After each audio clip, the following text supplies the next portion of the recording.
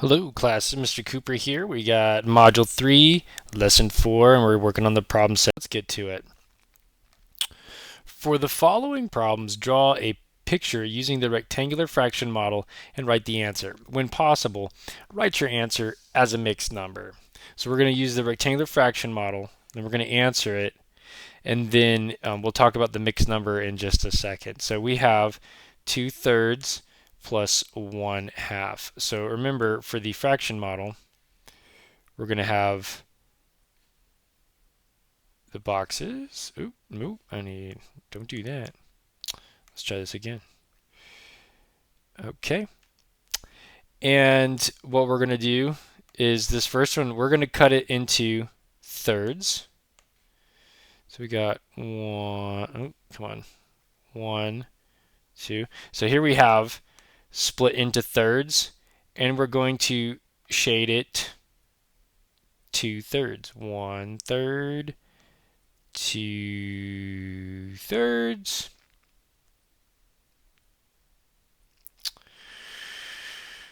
And now we look over here and we see that the other one's going to be half. So what we're going to do is we're going to split it this way in half. So let me make sure I get my red pen. So we cut this in half.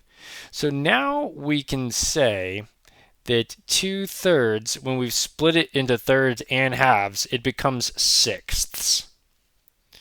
And we have 1, 2, 3, 4 shaded. So we have 4/6 plus, and now we got to figure out the 1/2. So I'm going to cut the half right there.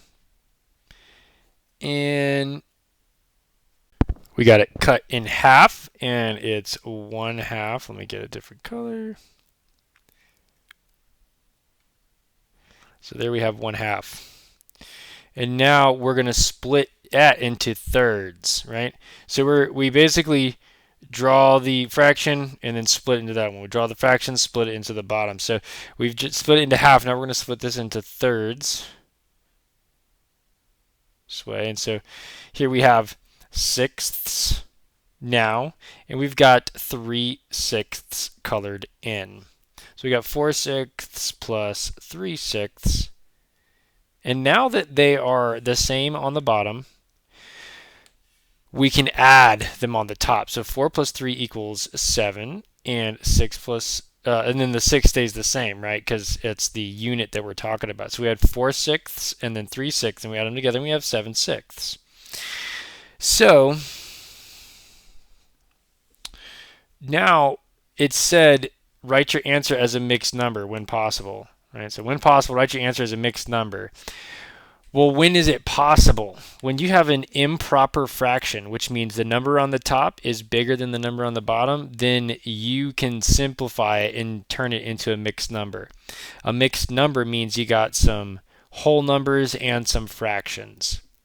So 7/6, if I want to get it any whole numbers out, I have to look at this bottom number. It's sixths. So how many times does 6 fit into 7? Well, it fits one time, right? Or I could think about it this way. I could think about it as 6/6 plus 1/6. So the 6/6, see, 6 plus 1 is also 7. But when I have 6/6, I can change that to 1 plus 1/6. 6/6 is the same as 1. Right? And then we got 1 and 1/6.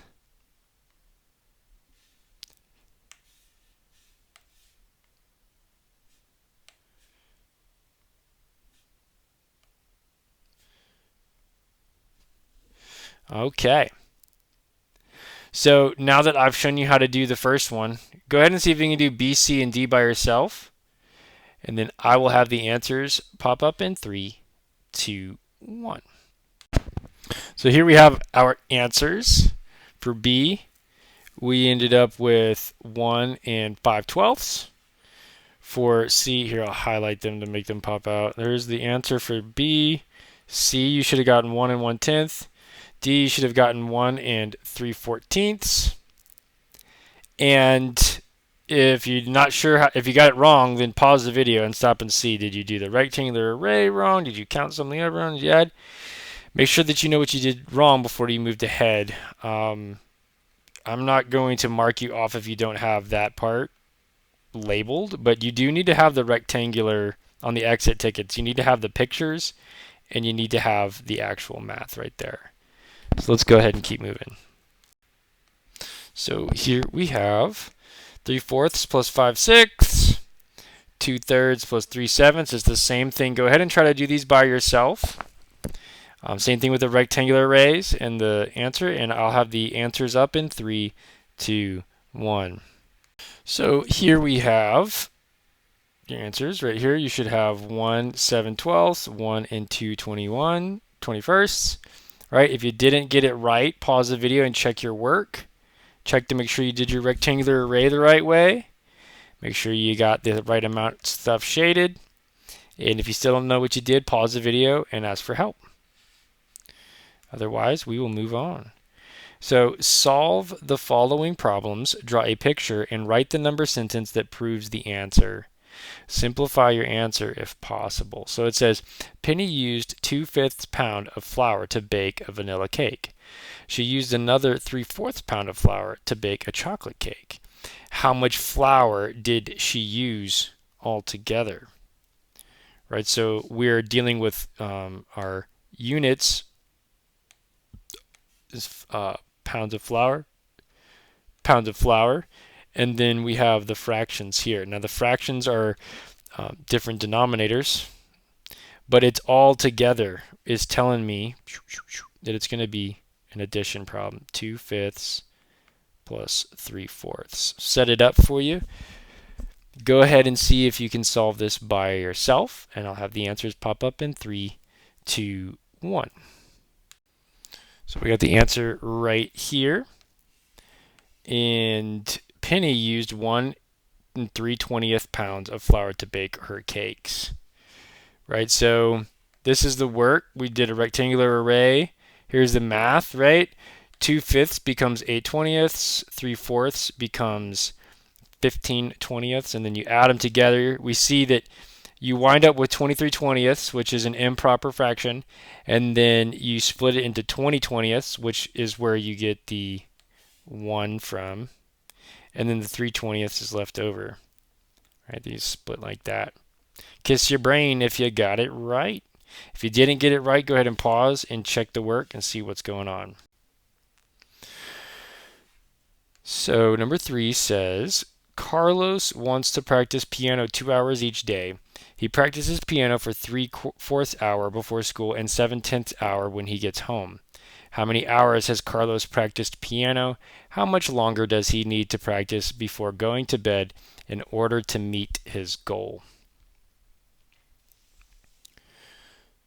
So, this is a two-part problem. He wants to practice 2 hours a day. This is how much he does practice, and we have to solve this to see, is he practicing 2 hours? Is he need to practice less? Does he need to practice more? Right, so it's going to be a multi-step problem. We're going to have to work with these fractions, and you're going to have to do another type of operation with the 2 hours. That's all the clues I'm going to give you. I want you to try to do this by yourself, and I'll have the answers pop up in 3, 2, 1. Here we go. Carlos has practiced 1 9/20 hours and has 11/20 hours to go to make his goal. So we see that he practiced 1 9/20 hours. Right? When we did all this math up here, when we added the 3/4 and the 7/10, it ends up being 1 9/20. So you have to ask yourself, how much more do you need to get to 2? You have 1 9/20.